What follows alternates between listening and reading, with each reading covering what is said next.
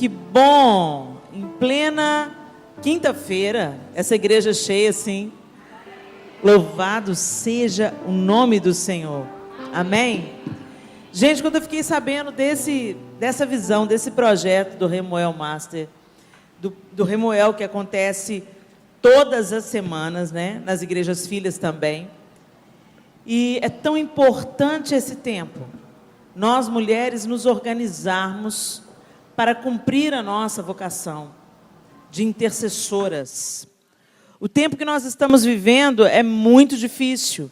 E a tendência é que ele venha com complicações, porque o diabo está sabendo que os dias dele estão contados.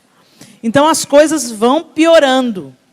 Mas nesse tempo que vai se tornando mais escuro, você já percebeu a diferença que faz quando você acende um palito de fósforo no meio de uma densa escuridão? Uma pequena chama faz uma enorme diferença. Não é assim? Então, os dias escuros, eles estão acontecendo também com a permissão de Deus, porque não tem momento mais apropriado para que a luz de Cristo brilhe no meio da igreja, para que a noiva se levante e para que aconteça uma grande colheita antes da vinda do Senhor. Amém? Não apenas números, nós não estamos satisfeitos com números. Nós não estamos satisfeitos com uma casa cheia de gente doente, mas uma noiva adornada, santificada, separada, cheia de autoridade e poder que flui do alto. Uma noiva que manifesta os sinais do noivo, uma noiva que é cheia do Espírito Santo. Números não me impressionam. Não me impressionam. Jesus levantou 12. Ele não levantou uma multidão, ele levantou 12. Mas esses 12 homens mudaram a história do mundo. E esse legado está sobre nós. Então, é tempo de nós voltarmos à essência do Evangelho e vivermos a verdadeira vida cristã e não apenas uma religião aparente. E eu acredito, as pessoas às vezes elas lotam o culto que está a celebridade gospel, elas lotam os estádios para um concerto cristão, elas lotam os shows evangélicos, mas quando fala, vamos reunir para orar, aí vem uma meia dúzia. Esse tempo acabou, amém? Aleluia! Porque uma igreja que não ora é uma igreja que não conhece a Deus. Então não adianta lotar show gospel. Nós não vamos fazer a diferença se nós não tivermos uma vida de oração individualmente, na nossa própria casa e em comunidade. Então, essa convocação do Remoel é isso mesmo, bispo, eu entendi. É uma reunião de mulheres de Deus. E as mulheres de Deus fazem o quê? Oram. Então, se você está desanimadinha para a oração, mas está animadíssima para o desfile, tem alguma coisa errada, tá? Abra sua Bíblia comigo em Esther, capítulo 4.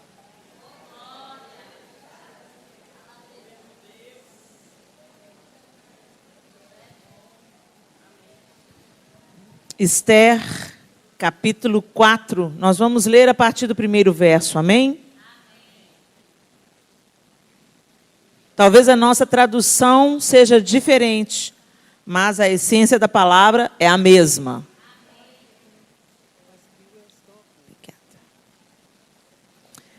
A partir do verso 1, Esther, capítulo 4, diz assim: Quando Mardoqueu soube de tudo o que tinha acontecido, rasgou as vestes, vestiu-se de pano de saco, cobriu-se de cinza e saiu pela cidade, chorando amargamente em alta voz.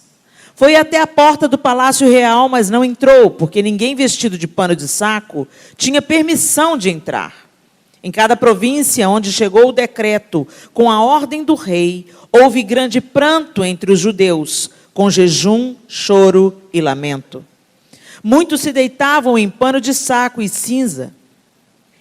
Quando as criadas de Esther e os oficiais responsáveis pelo harém lhe contaram o que se passava com Mardoqueu, ela ficou muito aflita e mandou-lhe roupas para que as vestisse e tirasse o pano de saco.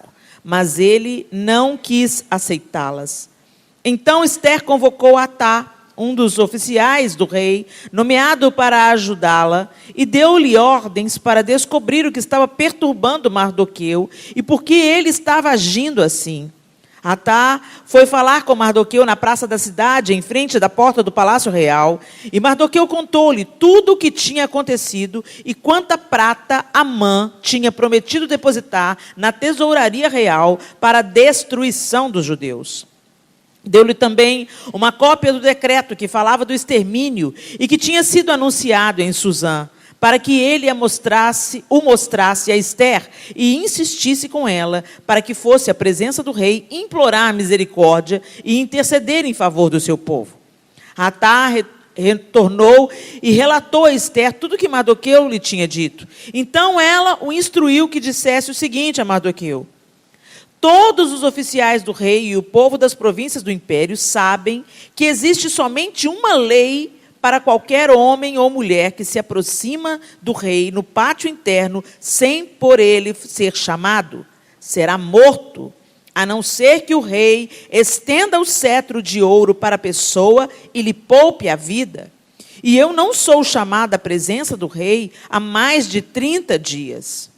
Quando Mardoqueu recebeu a resposta de Ester, mandou-lhe dizer: não pense que pelo fato de estar no palácio do rei, você será a única entre os judeus que escapará. Pois se você ficar calada nessa hora, socorro e livramento surgirão de outra parte para os judeus, mas a você e a família do seu pai morrerão. Quem sabe se não foi para um momento como este que você chegou à posição de rainha? Então Ester mandou essa resposta a Mardoqueu: vá reunir todos os judeus que estão em Susã e jejuem em meu favor. Não comam nem bebam durante 3 dias e 3 noites. Eu e minhas criadas jejuaremos como vocês. Depois disso, irei ao rei, ainda que seja contra a lei. Se eu tiver que morrer, morrerei. Mardoqueu retirou-se e cumpriu todas as instruções de Ester. Muito bem, Ester, essa mulher extraordinária, citada na Bíblia, e sempre que a gente fala de Ester, a gente se lembra de como ela foi exposta a rituais de beleza, de como ela foi escolhida entre tantas jovens virgens. Então a gente sabe que Ester era uma mulher bela, era uma mulher que se destacava pela sua graça, pela sua gentileza, pela sua generosidade. Ou seja, o DNA de uma filha de Deus, não é? Mas, nesse texto, a gente vê que só a aparência não resolve. Nesse texto, a gente vê que só a beleza de Ester não poderia favorecê-la. Mesmo sendo ela a preferida do rei, só ser bela não bastava. É tão interessante essa questão da aparência no mundo que a gente vive hoje. Como nós, mulheres, nos preocupamos com a aparência. E eu não estou falando só de uma roupa bonita, não. De uma roupa nova. Porque isso é uma coisa inerente à feminilidade. Mulher é assim porque Deus criou a gente assim. Atenta a detalhes. Então, uma vez eu perguntei para o meu marido: você lembra aquele cinto dourado? Ele: não. Meu bem, mas eu já usei esse cinto dourado tantas vezes. Eu disse: nunca percebi. Meu bem, como que você nunca percebeu? E o João é um homem detalhista. Ele percebe muitas coisas. Ele falou: Helena, o negócio é o seguinte: o homem vê o conjunto. Se está harmonioso, esse negócio de detalhe, a sandália que combina. Isso é vocês que prestam atenção. Nós não prestamos atenção. Daí vem a máxima que uma mulher se veste para outra mulher. Não é? Porque o homem vê o conjunto. E mulher é cheia de detalhes, ela cuida dos detalhes. E foi Deus que nos deu isso. Por isso que a gente presta atenção no andamento da casa, a gente vê quando aquele negócio não está legal, está precisando de substituir, está precisando de costurar ali. Gente, se o mundo fosse só masculino, ia ser tudo cinza, branco e preto. Mas mulher coloca cor nas coisas, a gente presta atenção a detalhes. Nós somos a alma da festa, né? O mundo seria muito sem graça sem mulher, por isso mesmo que Deus falou: não é bom que o homem esteja só. Só que aí a gente foca muito nisso. Espera aí, para tudo, pausa. Ei, minha linda. Tudo bem, minha querida? Desculpe, gente. Pausa para beijar uma amada, uma querida. Muito bem. Mas a gente foca tanto na aparência, que a gente começa a transferir isso para tudo na vida. Olha como é que é interessante, Esther. Quando ela ficou sabendo que Mardoqueu estava vestido de saco e cinza, o que ela fez? Mandou roupa. Mandou roupa. Não, meu tio, primo, sei lá, não pode, melhor não. Troca essa roupa, levanta daí, se organiza. Está passando vergonha em mim. Como nós somos ligadas na aparência. E porque nós nos preocupamos demasiadamente com a aparência, gente, a gente perdeu a essência. A gente perdeu os fundamentos. A gente preocupa com decoração e esquece do alicerce. E quando vem a tempestade, não adianta se tem cortina e tapete. O que segura uma casa é o alicerce. E o que está acontecendo nos nossos dias hoje? As famílias estão sendo abaladas, para lá e para cá. Quando vem o terremoto, o desemprego, o divórcio, o adultério, o pecado entra na nossa casa, a droga chega, alcança o nosso filho. Quando vem a dor, a tristeza, a angústia e balança a estrutura, muitas estão desmoronando.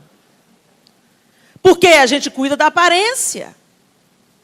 A gente cuida do Instagram, do Facebook, da foto bonita.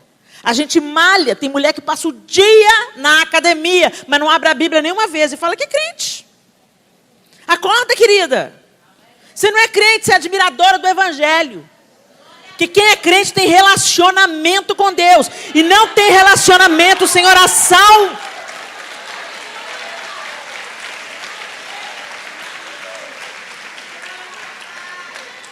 Então, a gente veste de crente. A gente desce o comprimento da saia. A gente gosta de adorno, arruma o cabelo, tinge a raiz. Você não falta o dia que tem que retocar a raiz. Para tudo, cancela tudo, vou lá retocar a raiz, não é assim? Mas não tem tempo para ler a Bíblia. Que incoerência. Que investimento na cortina e no tapete, numa casa com um alicerce todo rachado.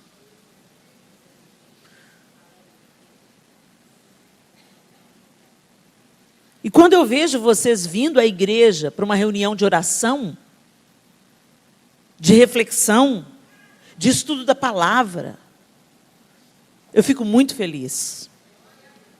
Recentemente eu assumi um culto na Igreja Batista da Lagoinha, onde é a minha igreja.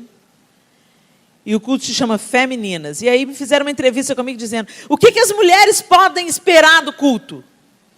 Palavra de Deus. Oração. Porque a gente precisa sempre de um entretenimento.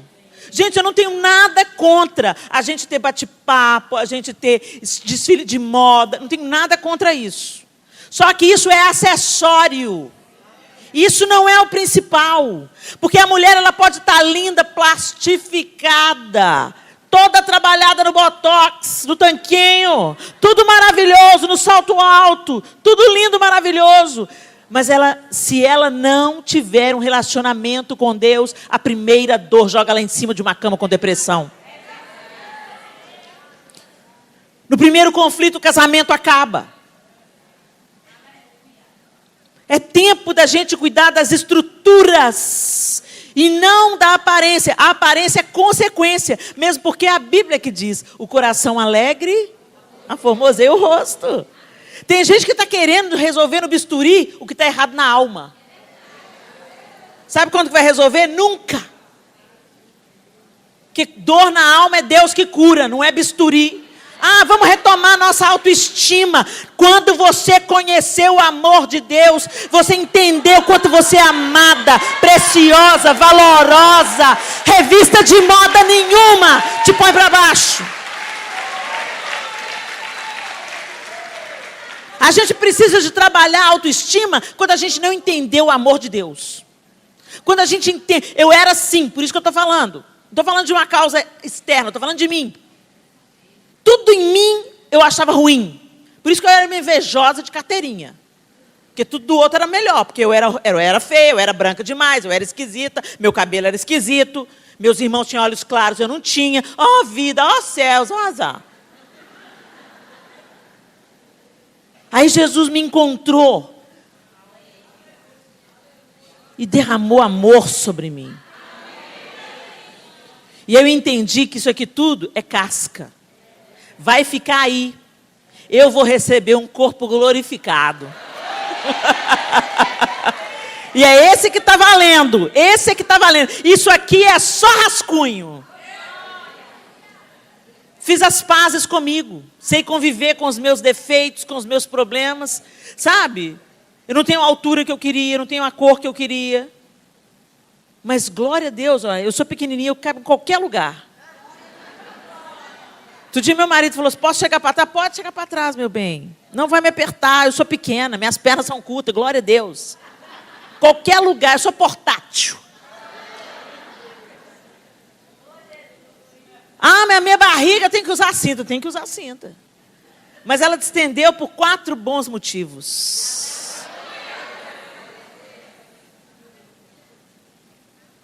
A minha cor, os meus olhos, Deus planejou.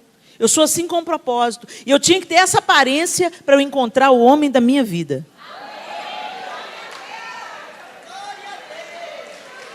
Eu sou preciosa, você é preciosa. Deus te desenhou. Ah, mas eu sou assim, eu sou assim. Para de aceitar sugestões do mundo. A gente deixa o mundo discipular a gente. A gente para nas revistas de moda, nos blogs de moda, mas não lê a Bíblia. Mais uma vez, investindo na aparência, ao invés de investir na essência. Aí a gente olha para essa questão de Esther, e ela vem, leva roupa para Amã. Vou fazer uma recalchutagem. Para Amã não, para Mardoqueu. Leva uma roupinha para Mardoqueu. Levanta, meu tio, imagina. Você está passando vergonha em mim, com essa aparência. E aí ele expõe para ela que a coisa é muito mais grave. Eles estão fadados à extinção, ao extermínio. E quando ela percebe a seriedade, ela fala, mas como que eu vou entrar na presença do rei? Ele não me chamou. E todo mundo sabe a lei, se eu entro sem ser chamada, eu posso ser morta. A não ser que ele estenda o cetro. Ok. Se você quer livrar a sua própria pele, fique à vontade. Mas quem sabe foi para um momento como esse. Olha, Amã teve um bom conselho. Amã não, gente, eu estou tratando. Mardoqueu teve um bom conselho. Mardoqueu falou o que tinha que falar. Ok, você faz a sua escolha. Mas quem sabe para um momento como esse que você virou rainha? De quem você está se cercando? Que tipo de conselho você está ouvindo? Porque o que não falta é conselho das trevas. Aquela amiga que fala assim, seu marido enche muita paciência, querida. A fila anda, manda esse cara passear. Você não precisa de passar por esse tipo de abuso. Divorcia. Vamos remoer coisa nenhuma, menino. Vamos para uma festa, vamos para um churrascão. Você está cansada, trabalhei o dia inteiro. Vamos para casa, que tal? Você me dá uma carona? Vai para a igreja? Não, me dá uma carona, me leva em casa, vamos para casa. Sempre tem alguém para dar um conselho que te separa de Deus. Sempre. Procure pessoas que amam a Deus mais do que você. Receita para a vida. Anda com gente que tem sede de Deus. Anda com gente que quer mais de Deus, que quer ver a face de Deus, que não está satisfeito com a vidinha religiosa medíocre e repetitiva. Busca gente que te leva para perto de Deus. Você é livre para fazer escolhas, querida. E as suas escolhas vão determinar o seu futuro. Aí você tem você se cerca de gente com ideia errada, com atitude errada, com conselho errado e quer ter uma vida abençoada. Lamento, meu bem, não vai dar. Nós temos que conviver com todo tipo de pessoas. E nós temos que amar todo tipo de pessoa. Aquela pessoa mais diferente, mais difícil, aquela pessoa que confronta, que debocha da sua fé, ela tem que ser coberta pelo seu amor. Você tem que dedicar para ela a sua melhor parte. O seu melhor sorriso, o seu abraço mais caloroso, a sua oração comprometida. Mas elas não têm que fazer parte da sua intimidade. A intimidade é para poucos. E é para gente que faz diferença na sua vida. É gente que tem coragem de dizer a verdade. É gente que fala com você assim, ó, tem couve no seu dente, você está com mau hálito. Amiga, você está com mau hálito. Esse corte de cabelo não te favoreceu. É gente que fala a verdade, mas fala a verdade com amor. Porque tem gente que fala assim, ai querida, você cortou o cabelo, ficou podre. Sai fora dessa pessoa. Quem fala a verdade com você vai falar com amor. Tem gente que em nome da sinceridade é grosseiro, sem compaixão. Não, porque eu sou muito honesto. Não, você não é honesta não, querida, você é sem educação. Você pode comunicar a coisa mais difícil que você tem que comunicar para uma pessoa. Mas pega essa coisa bem difícil e enche de amor. Enche de amor. E comunica. E fala. Não expõe a pessoa. Não humilha na frente dos outros. Você chama ela à parte. Você fala, eu estou te falando porque eu gostaria que você falasse. Eu estou te dando a mesma liberdade de falar comigo se acontecer a mesma coisa comigo. Prova a sua amizade de fato. Prova a sua fidelidade de fato. As pessoas que mais me melhoraram na vida foi gente que me diz as verdades mais difíceis de ouvir. Mas me falaram com amor. Não me expuseram, me protegeram, me aconselharam, cuidaram de mim, choraram junto. E também vieram para rir junto, para celebrar junto a vitória. Porque arrumar a gente para chorar com a gente arruma. Mas arrumar a gente para rir e celebrar as nossas vitórias, aí fica mais difícil. Mas esses aí que são seus amigos de verdade.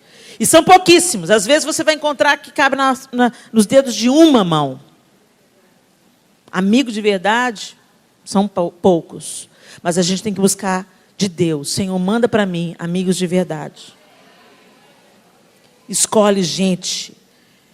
Esther tinha Mardoqueu, uma pessoa que a aconselhou, uma pessoa que cuidou dela, uma pessoa que foi não apenas um parente, mas foi um amigo. E que alertou, ok, eu entendo o seu medo, eu entendo você está vacilando, mas deixa eu te falar, se você não tomar uma providência, Deus vai arrumar outra maneira de salvar a gente. Mas não pense você que você vai se livrar. Se você for negligente, se você for medrosa, se você for covarde, não pense você. É difícil, né, gente? E como que ela responde? Ok. Então, eu vou orar. Levanta o povo para orar por mim, mas eu também vou orar. Gente, é muito importante a gente ter companheiro de oração. É muito importante. Mas tem batalhas que são suas. A gente está vivendo num tempo de tanto self-service espiritual, tem até agora drive-thru da oração.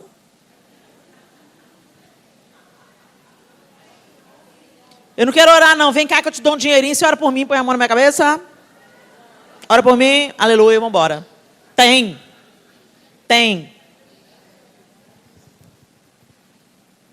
Tem batalhas que são nossas. Nossas trincheiras. Nosso território. E a gente que tem que se levantar para defender. Não é o pastor, não é o bispo, não é o apóstolo. É você. Você pode se reunir na igreja, ser abastecido, tem gente orando por você, glória a Deus, isso é maravilhoso. É para isso que a igreja existe. Mas não dependa de ninguém para ter um relacionamento com Deus. O único mediador entre você e Deus é Jesus Cristo. Não faça do bispo, do apóstolo, do pastor seu mediador. Porque Deus mesmo vai te encarregar de te frustrar. Ele não dá a glória dele a outro. Ah, fulano caiu. Caiu também. Nunca teve encontro com Deus. Deus não decepciona, Deus não erra, Deus não falha, Deus não cai. Se você cair porque eu caí, boba de você. Boba de você. Eu vou prestar conta se eu cair.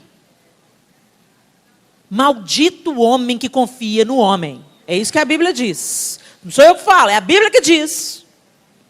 Confie no Senhor. Coloque nele a sua expectativa. Se você tem parceiras de oração, mulheres de oração, gente que ora junto com você, bênção demais, glória a Deus, sabe? O pessoal sustentando os seus braços, mas você também na sua posição. Mas hoje a gente quer ficar deitado eternamente bem esplêndido e querer que outra pessoa faça o serviço para a gente. Ah, eu vou colocar lá o nome do meu filho, está na droga, está na prostituição, vou colocar o nome dele na salva de oração, a igreja inteira vai orar e Deus vai abençoar. A igreja inteira vai orar. E você? Peleja a sua guerra. Levante-se como uma defensora da sua casa, do seu filho. Foi na sua mão que Deus colocou essa causa.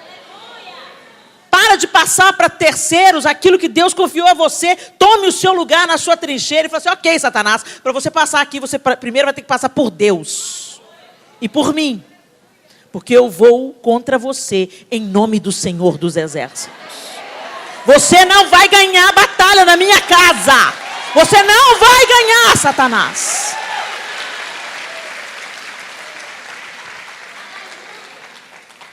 Gente, a oração e o jejum é uma prática na vida cristã. Não é sugestão.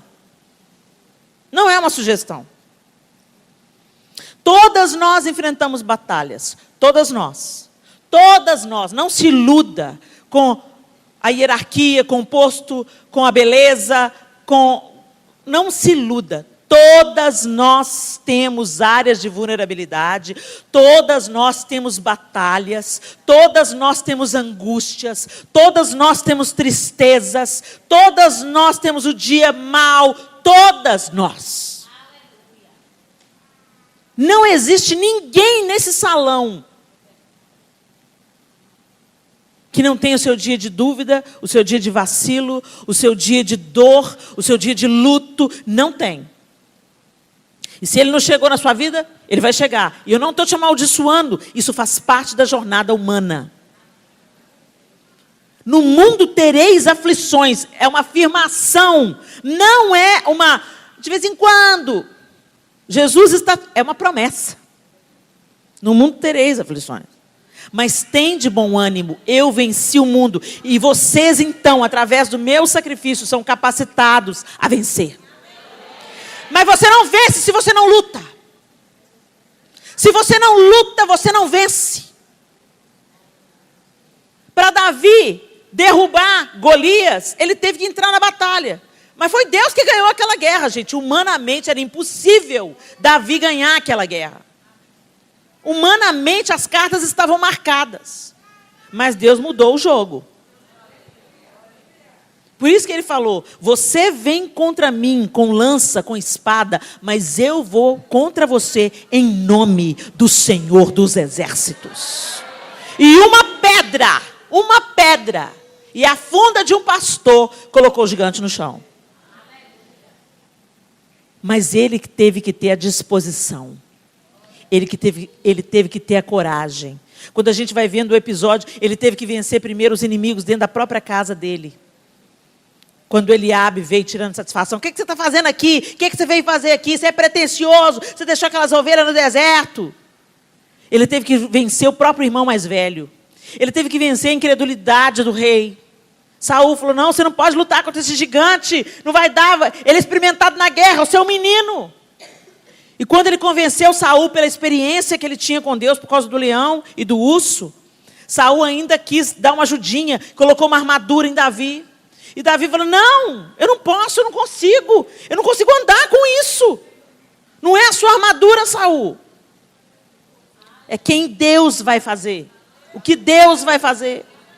Eu estou confiada em Deus, não é na sua armadura. E ele se posicionou. E nós temos que nos posicionar. Nas nossas trincheiras. Para de transferir responsabilidade. Para de falar, ai, eu estou passando problema, ninguém vem me visitar.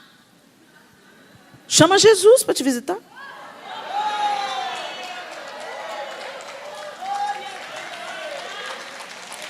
Ele não falta uma. Ele não falta uma visita. É só você chamar que ele vem. Prepara um trono de adoração na sua casa. Chama por ele. Prepara uma atmosfera da sua casa. Prepara um trono de adoração na sua casa para Jesus se assentar nele e governar sobre a sua vida, sobre a sua família. Ah, mas meu marido não é crente, mas você é, e com Deus você é a maioria. Se o seu marido ainda não está em condições de assumir a posição dele de sacerdote, para isso Deus colocou você na vida dele, auxiliadora idônea. Sabe o que é essa palavra auxiliadora na Bíblia?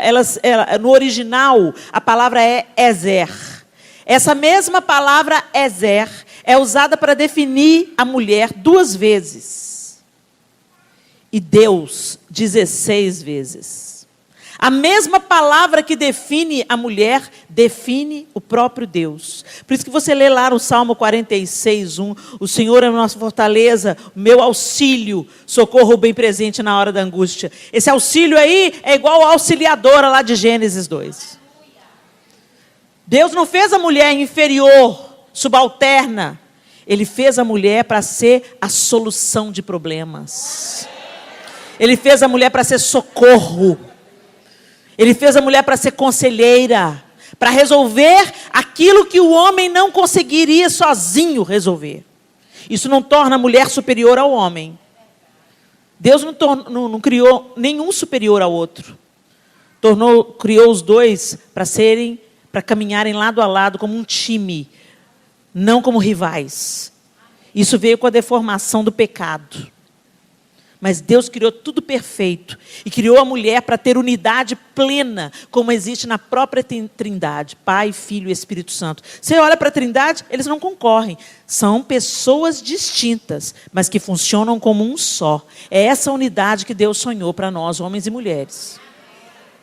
Então, se o seu marido ainda não tem condição de assumir a posição dele, você tem condição de ser aquela que intercede, aquela que aconselha, aquela que toma a defesa da sua casa.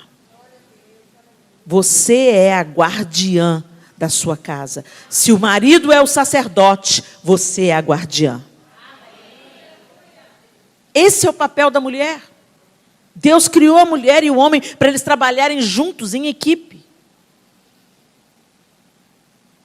Ore pelo seu marido, ore pelos seus filhos, gere a mudança que você quer ver na sua casa, ore pelos seus pais, ore pelos seus irmãos.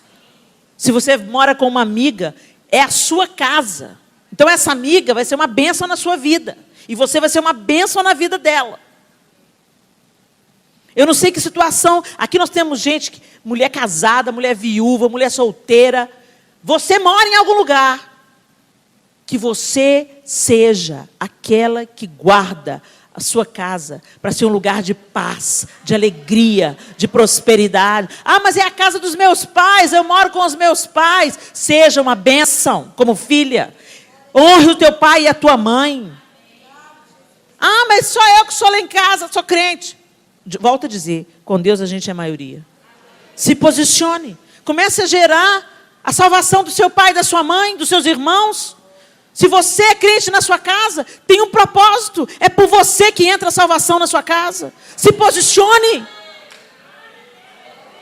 Gere. Mas às vezes a gente se converte e fica. Ai, não gosto dessa casa, não gosto do meu... Queria tanto que meu pai e minha mãe fossem crentes, meus irmãos fossem crentes, fico escutando essas músicas do mundo. Em vez de ficar criticando, ama. Seja uma filha melhor. Deixa suas coisas organizadas, ajuda sua mãe, agradece seu pai, honra. Revele amor para os seus irmãos, seja uma bênção. Ah, eu vou ser uma bênção quando eu me casar, tiver meus filhos. Se você não é uma bênção para o seu pai, para sua mãe, para os seus irmãos, você não é bênção para ninguém, querida. Resolve os problemas na família de origem para você começar uma família nova, curada. Não pense você, tem gente que está hoje desembananando na vida com o marido e com os filhos, o que plantou lá na vida de solteira, desonrou o pai, desobedeceu o pai, mentiu para o pai, agora está tendo problema com o marido? Plantou, colhe, amor. A plantação é opcional, a colheita é obrigatória. Presta atenção no que você está semeando.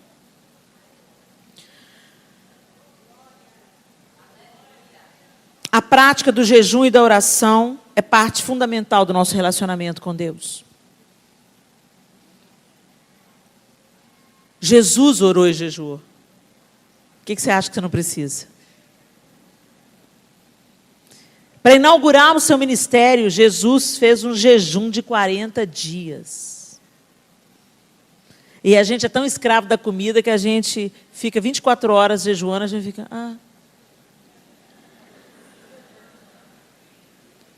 Eu tenho uma experiência muito forte com o jejum. Porque enquanto eu jejuo, eu passo as mesmas lutas. Mas o meu comportamento frente às lutas é completamente diferente. Como eu fico forte espiritualmente quando eu jejuo? É um paradoxo. Eu mato a carne de fome e o meu espírito se fortalece. É impressionante. E a comida é um negócio tão importante para o crente, né? Crente não bebe, não fuma, mas come pra caramba. Tem essa máxima aqui também, lá em Belo Horizonte tem essa máxima. Inclusive tem um buffet lá que se recusou a fazer festa, porque ficou sabendo que era para crente. Não, gente, não ri não, isso é para chorar. Isso é um escândalo, isso é uma vergonha. Não come, não bebe, mas dá mais prejuízo. Não bebe, não fuma, mas dá mais prejuízo de quem bebe. Bebida é cara. Para um buffet se recusar a fazer uma festa, porque o povo come muito, é porque o povo come muito. Glutonaria. Sabe essa palavra glutonaria? O pessoal riscou da Bíblia. Eles exibem nos acampamentos. Eu vejo aquelas montanhas assim, ó. E eles vêm, o que é isso, fulano? Eu vou ali no monte orar. E todo mundo, pecado, glutonaria é pecado. Quando você come mais do que você precisa, você está pecando. E a gente hoje quer satisfazer o que está errado nas nossas emoções, descontar na comida. É ou não é? É só olhar para o nosso. TPM, o que você quer? Não é?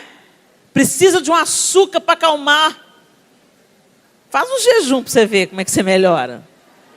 Você fica melhor que chocolate. Estou falando que a gente não tem que ter prazer na comida não, gente. É uma delícia. Deus colocou as papilas gustativas na nossa língua para a gente sentir prazer com a comida. Mas nenhum prazer pode te dominar. Nenhum prazer pode te governar. Nenhum prazer. Porque isso é idolatria. Isso é idolatria. Quando você não consegue se conter diante de um prato de pudim, isso é idolatria. A gente fala dos católicos. Ah, mas os católicos adoram Maria. E você adora comida. Pelo menos Maria tem um motivo nobre. Você adora comida, você adora seu carro. Você adora sua necessaire de maquiagem da Mary Kay.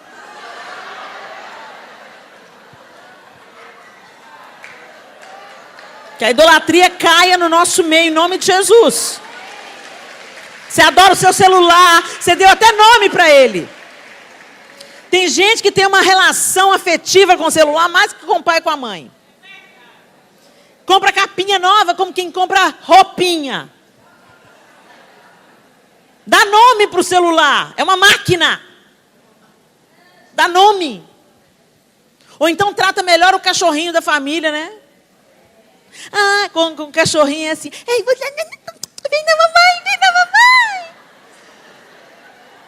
Aí a mãe fala assim, ô fulana, você chegou? Me ajuda aqui com a louça. Ah, mãe, tô cansada. Entendeu? Tá tudo de cabeça para baixo. O jejum é uma disciplina. O jejum e oração são disciplinas espirituais. Disciplinas espirituais. Às vezes você não quer orar, ora assim mesmo. Você não quer jejuar, jejua assim mesmo. Ai, fulana, passa sua unção para mim. Passo não. Vai conquistar a sua mesa, foi posta para todos os filhos. Chega junto. Chega mais na mesa do pai. Senta com ele, se banqueteia com ele. Mas não, a gente prefere ficar no Facebook. Depois a gente quer que alguém passe a unção para a gente. Ah, toma vergonha na cara, gente. Aquilo que você quer ver diferente na sua vida, você que tem que ir à luta. Vamos parar de preguiça espiritual? Disciplina. Quem aqui faz academia? Levanta a mão aí, sem culpa. Faz academia. Quais os benefícios da academia? Me conta. Os benefícios? A carne não fica mole. A carne não fica mole. Agora, você ama ir para academia? Você já é dessas que ama ir? Não, estou aqui hoje, não estou na academia. Ah, matou a academia, muito bem.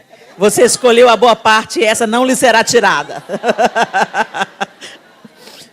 Mas o fato é, se você quer que sua carne não fique mole, você tem que exercitar os seus músculos. Gente, depois muita gente diz que vira um prazer. Mas não começa com prazer, não. Você fica cheia de dor, dá lombeira, e aquele dia que você tem que caminhar e está chovendo, você fala, vou não. Não é? Agora, se você investe disciplina nisso, você vai colher os frutos. Aí você vê a sua amiga toda durinha, toda disposta, ela sobe um lance de escada correndo, chega em cima, você vem atrás. Não é assim? Você vem atrás com meio metro de língua. Sua amiga só vai secando, a cinturinha afinando, vai ficando toda bonitinha. Aí você fala assim, você é magra de ruim. Ó, dor de cotovelo. Não, ela está colhendo os frutos da disciplina dela. Espiritualmente não é diferente. Se você quer ter resistência diante das lutas, se você quer ter discernimento, sabedoria do alto para conduzir as suas questões, se você quer ter autoridade diante de principados e potestades, de demônios, você tem que desenvolver as suas disciplinas espirituais. Jejum e oração não é opcional, é obrigatório, senão o seu espírito vai ficar flácido.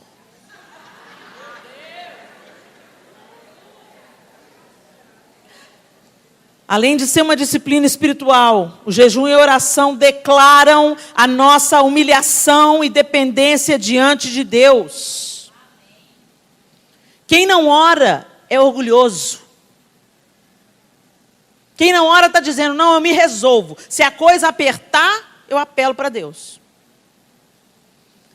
E a Bíblia diz, se o meu povo, que se chama pelo meu nome, se humilhar e me... Gente, essas três estão juntas. Não tem jeito de você buscar a Deus sem oração. Não tem jeito de você buscar a Deus sem se humilhar.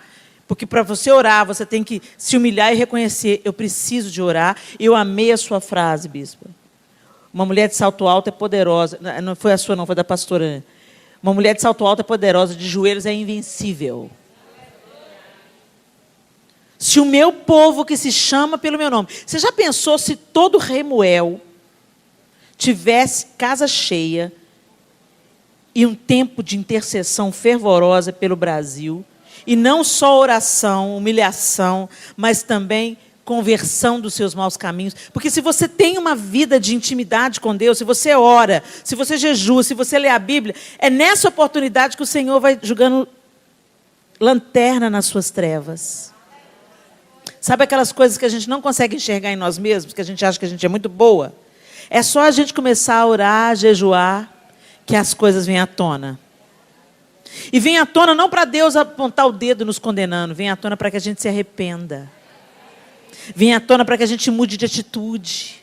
Mude de direção e comece a colher as bênçãos de uma nova mentalidade, de uma nova atitude.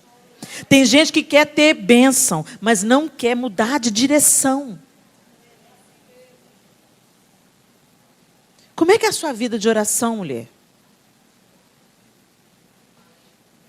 Você é aquela que ora assim de manhã, Senhor, obrigado por esse dia. Toma, Senhor, a direção desse dia nas suas mãos, em nome de Jesus, amém. Aí chega na hora do almoço, Senhor, obrigado por esse alimento.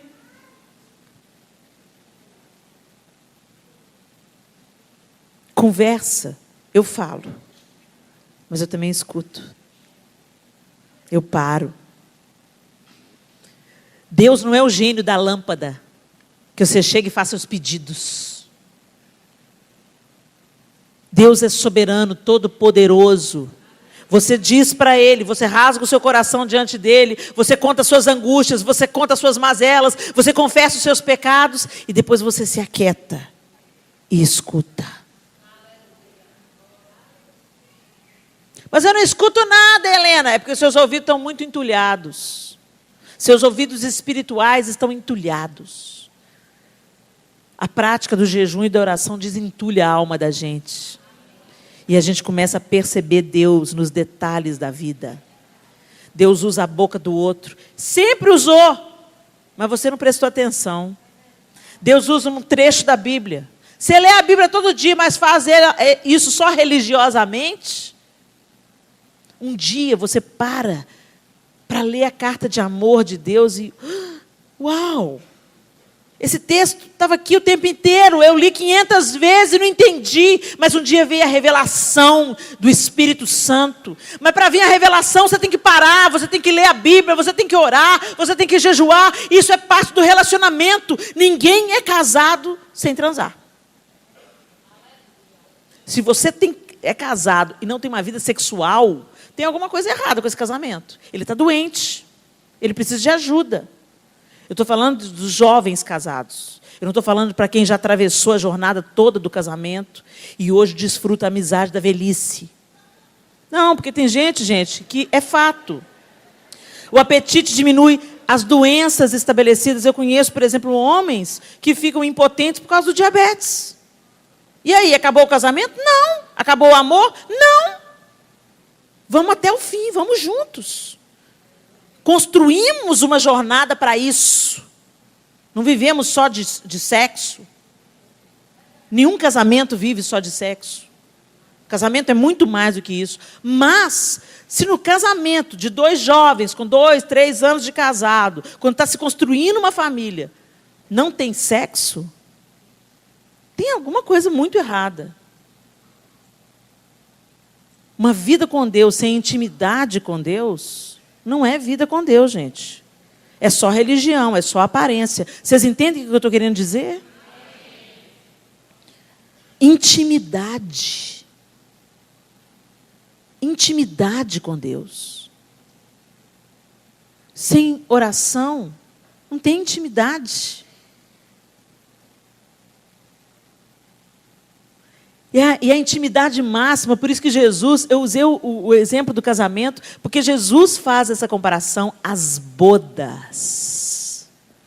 A noiva está se adornando, se embelezando, pura, casta, guardada.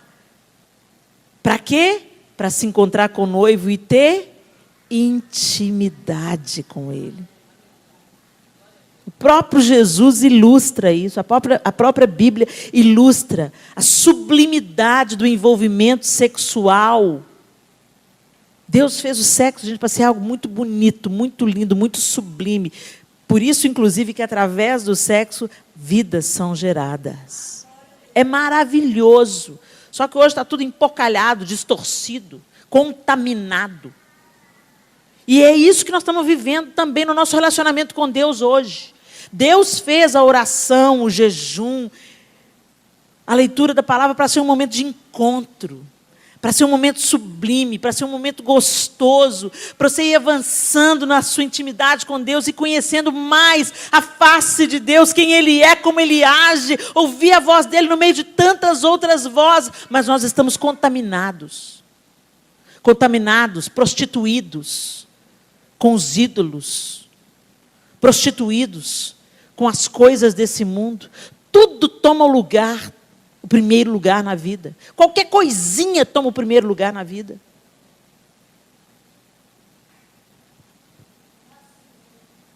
Tem misericórdia de nós, Senhor. Nós queremos intimidade contigo.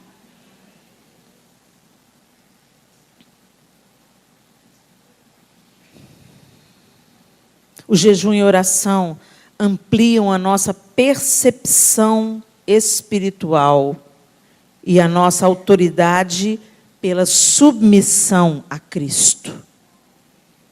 Quando temos a prática da oração e do jejum, as nossas antenas espirituais se erguem. A gente percebe as coisas, a gente percebe as articulações do inferno. A gente percebe de tal forma, gente, que às vezes você tem uma vida de prática do jejum da oração, você está no ponto do ônibus, você está ali esperando o ônibus, vivendo uma vida comum, a vida que todo mundo vive, está ali na ponta do ônibus, aí manifesta um endemoniado do seu lado, que você está cheia da presença de Deus. E aí você está pronto para expulsar aquele demônio, chamar aquela pessoa para vir para a igreja, apresentar o evangelho libertador de Jesus Cristo. Você não abriu a sua boca, mas os demônios enxergam Jesus em você. Vocês estão entendendo, gente? Nós estamos falando de alicerce, de estrutura. Não estou falando de aparência. E a gente investe pesado na aparência. E as estruturas estão em frangalhos. Esther foi para a estrutura. E ela começou a jejuar com suas servas. E o povo judeu começou a jejuar junto com Esther. Houve unidade. E enquanto Esther orava e jejuava, ela foi lá de peito aberto. Deus deu estratégia. Você só recebe as estratégias de Deus quando você para na presença de Deus. Mas a gente se acostumou a lutar as nossas guerras na força do nosso próprio braço. E a gente vai com a nossa opinião, com o nosso achismo, com isso, com aquilo. Não, vou fazer desse jeito, não, vou fazer daquele jeito. Não, ela me fez desse jeito, eu vou devolver na mesma moeda. E a gente vai do nosso jeito, na nossa cartilha. E a gente só quebra a cara. Quem quebra princípios, quebra a cara. E princípio da vida cristã é jejum e oração. Princípio da vida cristã é intimidade com Deus. É na intimidade com Deus que nós somos curados. É na intimidade com Deus que nós somos libertos. É na intimidade com Deus que nós nos tornamos catalisadores do amor de Deus. Por isso que eu nunca conheci uma igreja tão sem clemência, tão sem compaixão como nos nossos dias. Nós temos os punhos erguidos para nos defender e para acusar. Alguém erra na internet, crucificado em praça pública. A menina lá na parada gay, ontem eu citei isso no culto femininas. As mulheres, a mulher se autocrucificou na cruz. A maior oportunidade da igreja responder com amor, com misericórdia, com o mesmo amor e misericórdia que fomos alcançados. Não. Vai para o inferno, vai queimar no inferno, você vai ver sua vadia. Crente falando isso. Crente? Crente até o diabo é. Numa hora de crise é que a gente vê quem é crente e quem não é. Quem derrama da sua própria carne é joio. Se nós não nos enchermos de Deus, gente, nós vamos derramar a gente. E nós não temos nada de bom em nós mesmos. O Senhor precisa ser o nosso redentor, o nosso resgatador. E enquanto nós temos intimidade com Ele, e enquanto Ele nos cura, isso passa para o outro. Isso transborda. Feche os seus olhos.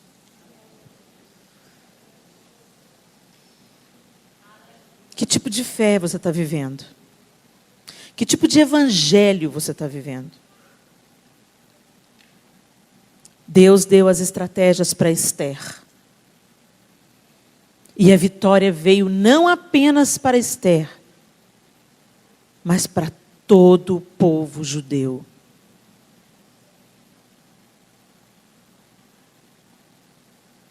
Por uma mulher,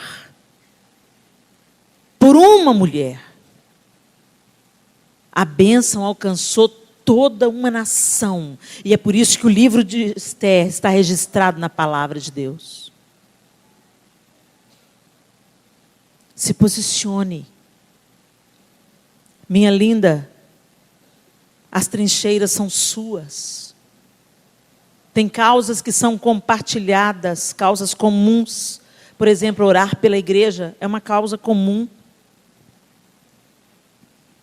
Orar pelo Brasil é uma causa comum. Orar pela paz em Jerusalém é uma causa comum. Mas você tem as suas causas particulares.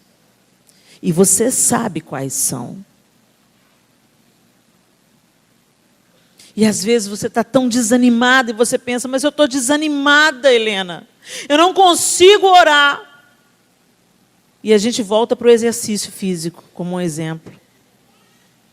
Quando você vai ao primeiro dia na academia, você vai desanimado. Você fica toda dolorida. Você quer sair dali logo. Mas se você persistir, se você for no primeiro dia, e no segundo dia, e no terceiro dia, as coisas vão mudando. A sua disposição muda. E você percebe que quando você se exercita, você fica mais disposta, você fica mais feliz, porque libera endorfina. Você começa a colher os frutos do seu esforço, da sua disciplina. Aí você sobe escada e não cansa mais. Você sente o seu corpo ficando diferente, de um jeito bacana. Aquela roupa que não estava caindo tão bem, fica tão bonita agora. Não, você não está atrás de nenhum padrão de beleza. Você está simplesmente cuidando da sua saúde. O seu colesterol abaixa, o triglicérides abaixa. O coração começa a funcionar melhor. A vida fica mais colorida. Você fica mais feliz, mais amistosa com as pessoas. E você pensa, uau, quando é que isso começou a mudar? Quando eu comecei a me exercitar. A caminhar, a correr, a ir na academia. Espiritualmente, gente, é a mesma coisa. Você não quer orar? Ore assim mesmo. E ore de manhã, e ore no meio-dia, e ore de noite. Ora, ora, ora. Nem que você vá para frente de Deus e fale assim, Senhor, eu não estou conseguindo orar, mas Pai, eu quero te adorar então. Eu vou te adorar. Eu vou te adorar, não sei como orar, mas então eu vou te adorar. Bendito seja o Senhor, porque eu estou viva, porque eu sei falar. Bendito seja o Senhor, porque eu sei que o Senhor governa sobre todas as coisas. Bendito seja o Senhor, porque todos os meus dias estão nas tuas mãos. Bendito seja o Senhor, porque eu e a minha casa serviremos ao Senhor. Você coloca a Bíblia diante de você. Se você não sabe orar, pega o Salmo e coloca na primeira pessoa. Eu que habito no esconderijo do Altíssimo, à sombra do Onipotente eu descanso. Coloca o seu nome no meio do salmo. Se você não sabe orar sozinha, ora a palavra. Mas se posicione em nome de Jesus. Sai desse lugar de apatia, de mentira do inferno. Você está vivendo uma vida de derrota, cheia de armas nas mãos. Deus colocou, Deus disponibilizou suas armas espirituais, mas você não toma posse delas, porque você quer viver deitado eternamente em berço esplêndido, que alguém ore por você, que alguém tire uma foto com você, que alguém põe a mão na sua cabeça. Nós temos que acabar com essa fé superficial, gente. E Deus está contando com você, mulher, porque você tem em si todas as ferramentas. Mulher é aquela que tem muitas palavras, e são palavras que são para orar, para edificar, para aconselhar. Não são palavras para ficar sendo usadas de maneira frívola, torpe, conversações contaminadas. Gaste as suas palavras com intercessão, gaste as suas palavras com bons conselhos, gaste as suas palavras com edificação, gaste as suas palavras para proclamar a verdade de Deus sobre a sua casa, sobre a sua vida. Deus te deu o dom do ensino. Você percebe detalhes, você envolve, você abraça, você consola. Mulher tem um abraço certo para consolar, gente. Use as suas armas, ao invés de se tornar uma arma nas mãos do inimigo. Porque se você não se enche de Deus, você vai ficar cheia de você mesma. E o diabo não vai desperdiçar um momento de estresse, um dia difícil, para você abrir a sua boca e marcar a vida de um filho. Abrir a sua boca e contaminar o seu casamento. Abrir a sua boca e matar espiritualmente uma amiga. Se nós não somos instrumentos de Deus, nos tornaremos inevitavelmente instrumentos do diabo. Porque como ele não tem instrumentos, ele usa de oportunismo e mentira para conseguir o que ele quer. Que você não seja uma ferramenta nas mãos do diabo, mas que você se levante como Esther nessa geração. Que você seja Esther do seu lar. Que você seja Esther da sua família. Que você seja Esther da sua igreja, da comunidade onde você congrega. Fique de pé no seu lugar e nós vamos orar. Dá a mão para a mulher que está do seu lado. Eu gostaria que ninguém saísse. O culto não acabou. Nós vamos orar umas pelas outras. Você vai dar a mão para a mulher que está à sua direita, à sua esquerda. E você vai orar agora primeiro por ela. Primeiro para as mulheres que estão ao seu lado. Se você conhece, ótimo, você já sabe o nome dela. Se você não conhece, pergunta: qual é o seu nome? E deixa o Espírito Santo te guiar nessa intercessão. Começa a orar pela sua companheira. Começa a orar pela sua vizinha. Comece a orar agora em nome de Jesus. Senhor, em nome de Jesus eu quero abençoar, Senhor, a irmã que está da minha direita. Pai, o Senhor conhece as suas lutas, o Senhor conhece as suas dificuldades, o Senhor conhece os seus desafios. E nós clamamos, Senhor, vem com providência nessa hora. Entra na casa dela, Deus. Levanta ela com autoridade, com poder, com graça. Levanta ela como uma intercessora na nossa nação. Levanta ela como uma intercessora na cidade de Salvador. Levanta ela como uma intercessora no seu bairro. Pai, que ela seja uma tocha acesa. Que ela seja, Senhor, um candelabro aceso, Senhor, em nome de Jesus, para conduzir muitos à luz de Cristo. Que ela seja sal, que ela seja luz, que ela faça diferença. Pai, toma a irmã que está à minha esquerda. Deus, em nome de Jesus, eu coloco a vida dela, a saúde dela, a família dela diante do Senhor. Fortalece, Deus, os passos dela, firma os seus joelhos. Ó Deus, em nome de Jesus, cinge com a verdade.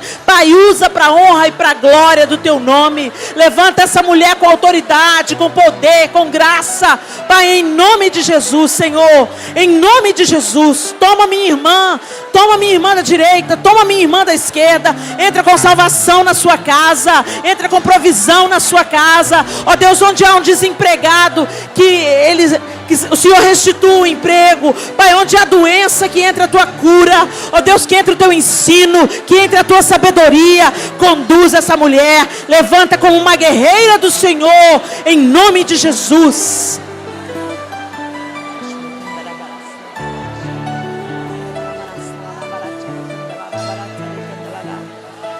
Aleluia, Senhor. Bendizemos ao Senhor.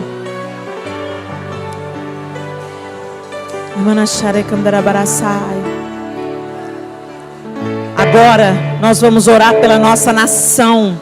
Se o meu povo que se chama pelo meu nome se humilhar e orar e me buscar e se converter dos seus maus caminhos, eu ouvirei dos céus, perdoarei o seu pecado e sararei a sua terra. Vamos levantar um clamor pelo Brasil, gente. Vamos orar, ó Deus, em nome de Jesus, como tua igreja em unidade aqui agora. Senhor, nós oramos pelo Brasil. Deus, toma a nossa nação nas tuas mãos. Pai, muda a sorte do Brasil, Senhor. Cura, Deus, a enfermidade, Senhor, da corrupção, do abuso, da injustiça. Deus, toma o governo do Brasil nas tuas mãos. Pai, em nome de Jesus, levanta a tua igreja com autoridade, não uma igreja contaminada, mas uma igreja santa.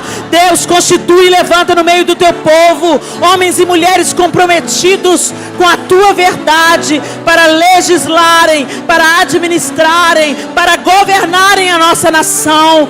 Deus, aqueles que estão lá, mas não te conhecem, nós profetizamos salvação. Entra com salvação na vida dos nossos governantes. Nós abençoamos, nós profetizamos vida, redenção, mudança na nossa nação. Que venha o teu reino, que venha a tua justiça, em nome de Jesus, Senhor. Que as desigualdades sociais diminuam, que haja justiça, Senhor, na nossa nação, justiça social, em nome de Jesus. Senhor, acaba com a impunidade, Deus, em nome de Jesus. Novas leis, nova mentalidade em cada cidadão, a começar em mim, Senhor. Que haja mudança no Brasil, em nome de Jesus. Amém e amém. Aleluia! Ei! Deus! Aleluia!